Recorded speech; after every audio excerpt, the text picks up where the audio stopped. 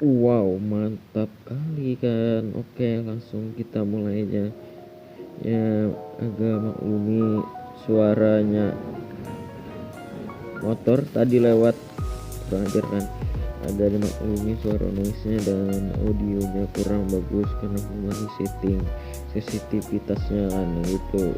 Jadi kita maklumi aja, langsung aja kita tes.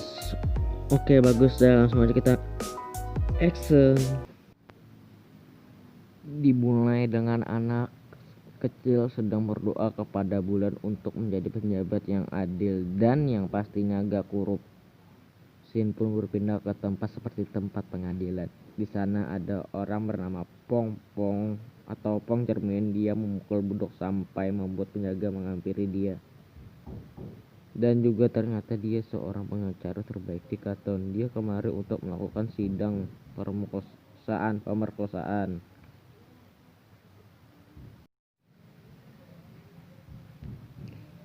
Setelah itu, mereka pun mencari hakim. Di saat ini, hakim berada di rumah ayahnya. Tempat syuting pun pindah ke tempat hakim dan ayahnya hakim. Hakim itu bernama Paul Sing. Di sana, Hakim Pau sedang bermain catur dengan ayahnya. Ayahnya pun memenangkan pertandingan catur itu. Setelah itu, ayahnya ceramah kepada Hakim Pau untuk tidak menjadi seperti dia karena ayahnya dulu sebagai pejabat yang korup. Jadi ayahnya tidak mau anaknya ikut juga korup. 以前都係。係啊，我原來貪官啦，我個花名咧就叫做攣都咬得直，死都咬不。 Pau pun mengiyakan. Setelah itu tiba-tiba ada yang memanggil Pau, yaitu keponakannya orang yang mencari Hakim Pau di tempat syuting sebelumnya. Keponakan memanggil Pau karena untuk menjadi hakim di sidang pemerkosaan sebelumnya. Pau pun mengiyakan, dia pun menuju ke tempat sidang. Setelah itu mereka membuka sidangnya.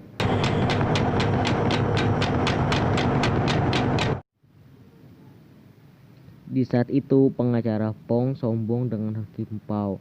Pau pun menghina pengacara Pong bahwa Pong itu selalu menolong orang kaya doang. Pong pun tidak menerimanya. Pengacara Pong menghina ibunya Pau sebagai pelacur. Hakim Pau pun kalah dengan debat dengan pengacara Pong. Dengan itu mereka berdua kembali ke topik sidang.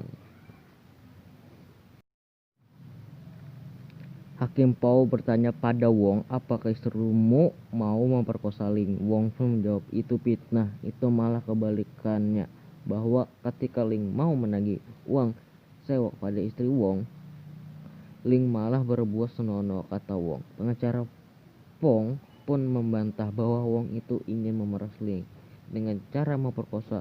Wong pun membantahnya. Wong bilang, 唔係啊，大人，我哋間屋係林源我阿爹租俾我阿爹㗎，因為我阿爹救過佢阿爹，所以講明年租30兩，我哋年年都有交租㗎。 Hakim Pau pun meminta haknya. Pong pun memberikannya. Pau membacanya. Kau salah baca, kata Pong. Seperti ini bacanya untuk bilang kepada Hakim. 講至真啊，大人，哇，你講咩？老11家未能報恩，萬一不交租，亦可收回。王公年租銀兩30萬，不能尊重。 Setelah itu, Pong menyogok Hakim Pau untuk tidak menyalahkan Ling. Pau menerimanya. Sidang pun ditutup bahwa Wong lah yang bersalah padahal Ling yang bersalah. 二張啦，你係值咁多嘅啫。 Ketika Hakim Pau mau jalan-jalan, dia mendapatkan banyak cobaan. 大人出嚟啦！趕住出嚟，冇事冇事。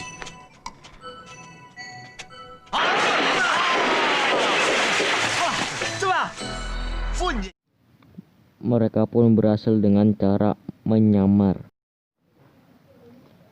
Ketika sedang jalan-jalan, Pau melihat orang yang sedang mengejeknya. Pau pun membela diri.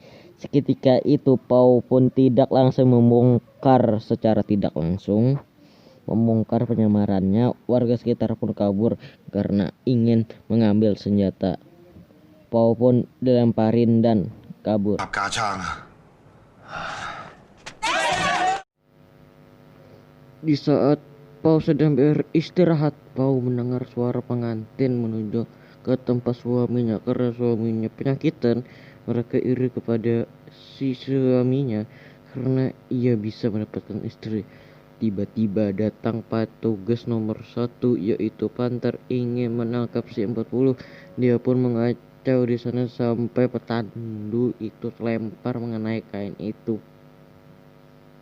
Pun terbawa pengantin wanita itu kaget bahwa kainnya hilang, tapi Hakim Pau malah terpukau dengan kecantikan pengantin itu. Setelah itu Panther pun pergi untuk mengejar penjahat. Setelah itu pengantin pun sampai, yang pastinya Pau dan keponakannya masih mengikuti pengantin itu. Di saat itu juga Pau diajak mertua pengantin itu untuk ikut pesta pernikahan. Pau pun ikut. Setelah masuk, ternyata mereka malah melakukan lukisan sampai membuat Pau ngantuk saking lamanya melukis. Setelah selesai melukis, ada lagi Panther sedang mengejar penjahat sampai ke pesta, yang pastinya si Panther membuat kacauan di tempat pesta itu. Penjahat pun menantang si Panther itu tanpa pedang dan tangan dan kaki. Panther pun menangkannya.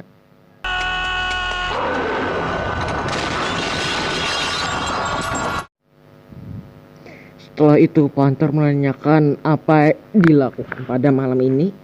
Dia menjawab sedang pesta. Tanya aja sama Pau sambil ketakutan.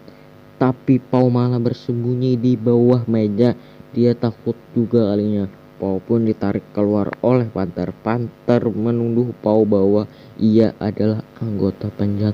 Pau pun mengelak jawab itu dengan iming-iming.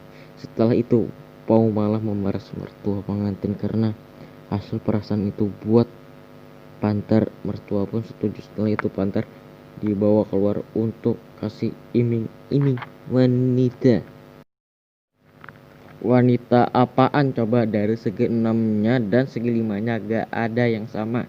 Setelah itu Panther digodain oleh waria itu. Tiba-tiba waria itu malah mengunci kaki Panther sampai palanya. Panther pun melepaskannya dengan auman singa. Panther menyerang Pau. Pau pun menggocek sampai membuat Panther masuk lubang dan dilemparin warga dengan sayur-sayurnya.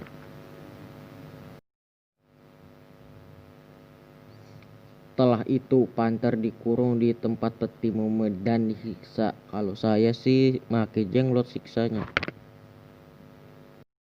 Setelah itu Pau keluar karena mau menuju ke pesta. Namun tiba-tiba ada warga berkumpul menuju Pau. Dikira Pau ada cobaan lagi. Ternyata mereka berterima kasih telah menolong kami. Kamu aja kali. Mereka pun bersama-sama menuju pesta. Setelah sampai, Pau memberi nasihat kepada pengantin wanita dan pria. Namun Pau malah berhalu bahwa dia sedang dikembali oleh Siulin atau pengantin wanita, sampai membuat orang Pau malu dan ia pergi. Tempat pijakan pun pindah di tempat luar rumah. Di sana ada Hansip mendengar suara anjing. Dia pun menghampirinya, namun dia malah melihat mayat. Dan tiba-tiba ada orang yang sedang dipukuli. Namun pria yang dipukul itu malah memukul Hansip itu sampai KO.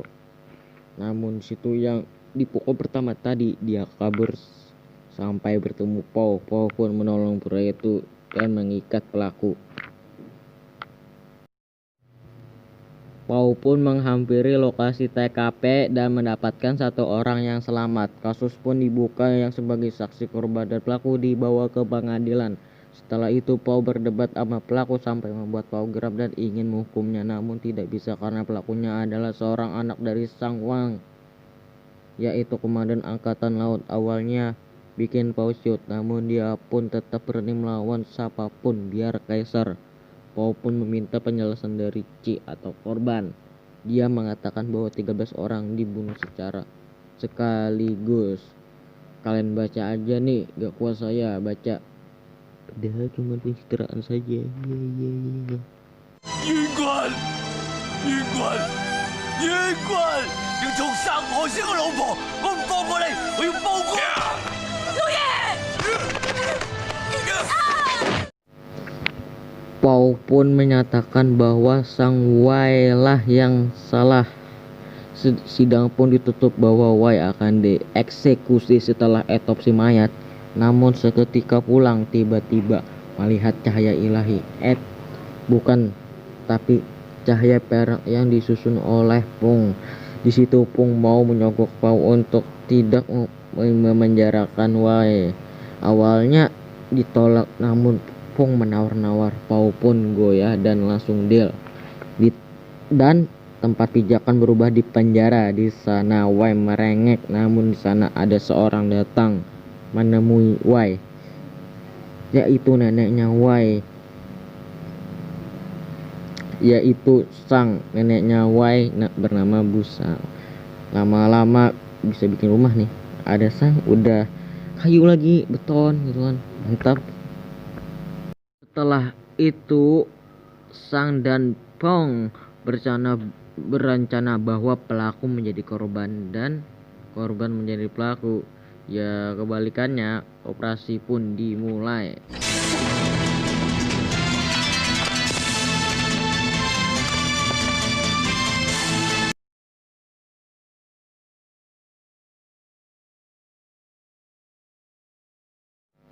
Di pagi harinya Pau pun bangun dari tidurnya. Dia manggil ponakannya atau si Yao Wei. Kenapa gak bangunin? Aneh. Yao menjawab, kamu telah digantikan oleh hakim utama. Karena hakim Pau ini adalah hakim pengganti, bukan hakim utama. Jadi buat apa bangunin? Dan juga Pau tidurnya sangat enak, jadi gak mau bangunin. Gawat. Mereka pun langsung ke pengadilan. Nah, ini di sini Hakim Chang bertanya, apa kau punya saksi bahwa melihat keluarga kau dibunuh? Mereka pun memanggil ahli forensik. Tapi yang anehnya saksi menyatakan bahwa keluarga Ci mati bukan dibunuh oleh Sang, tapi oleh Ci karena Ci meracuni keluarganya. Pau terkejut mendengarnya bahwa saksi malam tadi berlainan dengan saksi pagi. Mungkin saksi diancam oleh Sang. Ci pun membelah bahwa aku dipitnah. Pau membela Ci, namun belaan Pau gak ada artinya karena Pau gak ada perdebatan di sini. Ci dipitnah habis-habisan, namun ada pengacara Pung datang ingin menuntut Ci karena ingin memersuai. Pengacara Pung gak modal kali. Mulai season pertama dia membela pelanggannya, pasti pemerasan. Kembali ke topik, namun bukan Ci saja dituntut, namun Hakim Pau juga dituntut atas menyogokkan. Semua pun kaget. Mereka pun mencari bukti sampai ke rumah Pau dan dapat buktinya. Pau pun terancam. Pau didiskors sampai kebenaran terungkap. Pau membela, namun belaan sama aja gak artinya, tapi malah menambah masalah sampai membuat dia dipecat dari hakimnya. Ci membela juga, namun belaannya hancur sampai dia mendapatkan hukuman dari hakim karena ia ribut. Setelah itu mereka memanggil Wei. Wei bercerita kebalikannya. Ci mengamuk menolak kesaksian Wei sampai Ci bawa ke penjara gara-gara amukannya. Namun ketika dibawa merote-rote sampai dia lolos dari penjaga dan menyerang Wei. Setelah itu penjaga menangkap kembali, namun Ci menambah hukumannya.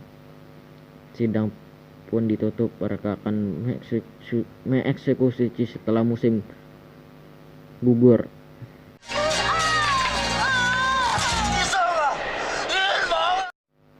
Tempat pijakan pun dirubah. Di saat malam ini Pau sedang mencari bukti di tempat rumah Ci. Apakah betul mereka dibunuh racun? Mereka pun mendapatkan buktinya yang janggal.